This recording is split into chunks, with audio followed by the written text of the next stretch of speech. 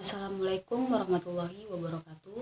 Perkenalkan, nama saya Sinta Permatasari dari kelas Manajemen 22A dengan NPM 22411045.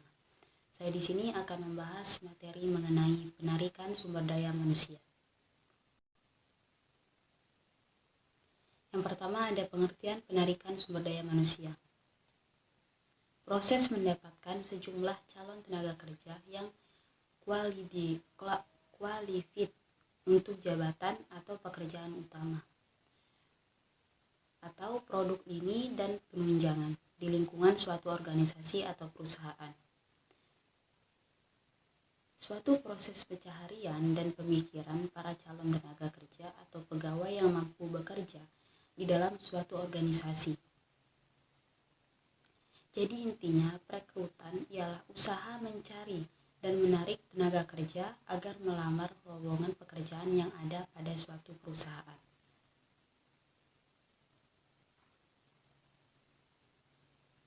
Tujuan penarikan sumber daya manusia. Yang pertama, untuk memikat pelamar yang melamar kesempatan pekerjaan. Yang kedua, untuk mempengaruhi pelamar menerima tawaran pekerjaan yang mereka terima. Yang ketiga, sebagai sarana pertukaran informasi. Alasan penarikan sumber daya manusia. Yang pertama, ada berdirinya organisasi baru. Yang kedua, adanya perluasan atau ekspansi sebuah kegiatan organisasi. Yang ketiga, terciptanya pekerjaan-pekerjaan dan kegiatan-kegiatan baru. Yang keempat, adanya pekerjaan yang pindah ke organisasi lain. Yang kelima, adanya pekerjaan yang berhenti baik dengan hormat maupun tidak dengan hormat sebagai tindakan hukuman. Yang keenam, adanya pekerja yang berhenti karena memasuki usia pensiun. Yang ketujuh, adanya pekerjaan yang meninggal dunia.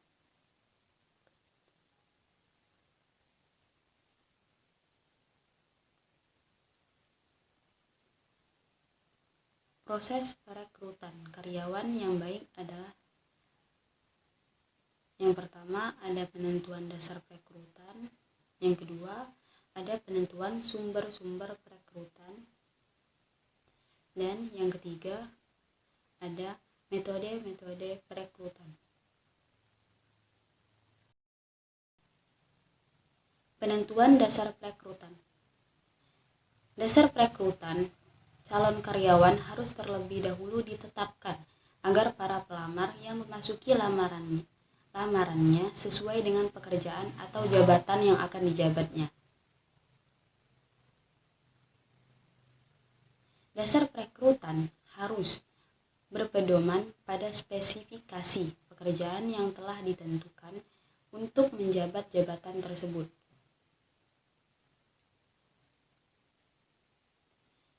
Job specification harus diuraikan secara rinci dan jelas agar para pelamar dapat mengetahui kualifikasi yang dituntut oleh lowongan kerja tersebut. Penentuan sumber-sumber perekrutan. Sumber internal adalah karyawan yang akan mengisi lowongan kerja diambil dari perusahaan tersebut, yakni dengan cara memutasikan atau pemindahan karyawan yang memenuhi spesifikasi pekerjaan jabatan itu.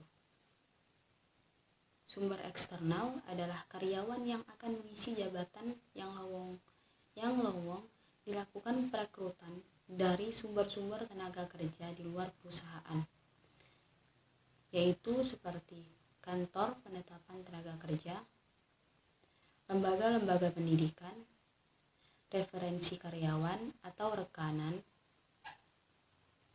serikat-serikat buruh, pencangkokan dari perusahaan lain, nepotisme dan leasing, pasar tenaga kerja dengan memasang iklan pada media massa, serta sumber-sumber lainnya. Kebaikan dan kelemahan sumber internal. Kebaikan-kebaikan sumber internal yaitu seperti meningkatkan moral kerja dan kedisiplinan karyawan karena ada kesempatan promosi, perilaku dan loyalitas karyawan semakin besar terhadap perusahaan. Biaya perekrutan relatif kecil karena tidak perlu memasang iklan. Waktu perekrutan relatif singkat. Orientasi dan induksi tidak diperlukan lagi. Kestabilan karyawan semakin baik.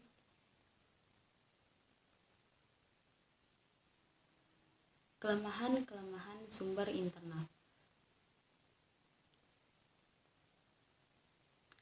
Yang pertama ada kewibawaan karyawan yang dipromosikan itu kurang. Yang kedua ada kurang membuka kesempatan sistem kerja baru dalam suatu perusahaan. Yang ketiga ada bila tidak ada karyawan yang dapat memenuhi kualifikasi jabatan yang lowongan tersebut, maka kita merekrutnya dari sumber eksternal.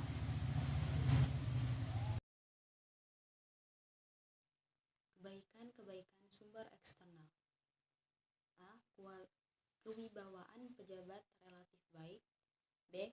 Kemungkinan membawa sistem kerja baru yang lebih baik. Kelemahan sumber eksternal.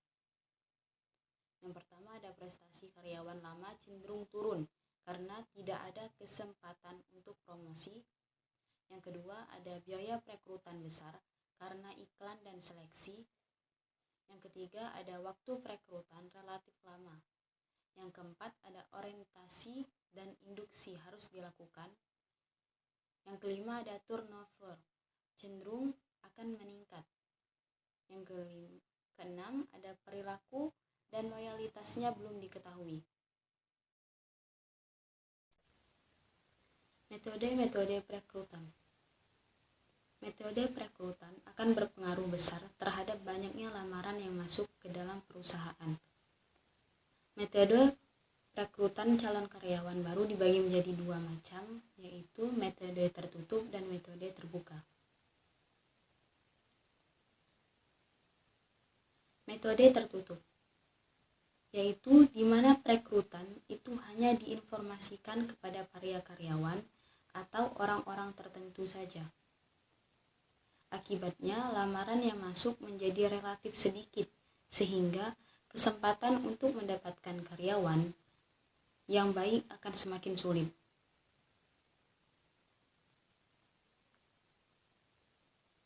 Metode terbuka. Metode terbuka adalah di mana perekrutan itu diinformasikan secara luas dengan memasang iklan pada media massa, baik cetak maupun elektronik, agar tersebar luas ke masyarakat.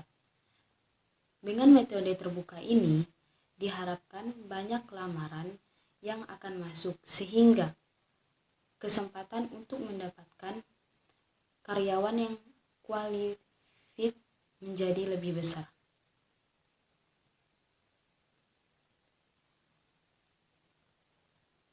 Kendala perekrutan. Agar proses perekrutan berhasil, maka perusahaan perlu menyadari berbagai kendala yang bersumber dari organisasi, ada pelaksanaan perekrutan, dan lingkungan eksternal.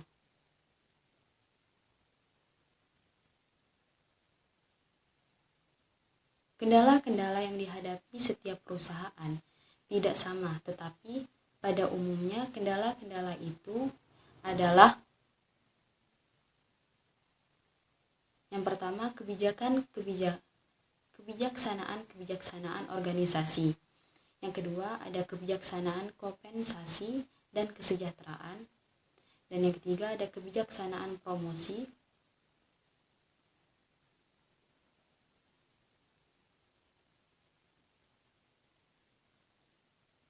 Kebijakan status karyawan.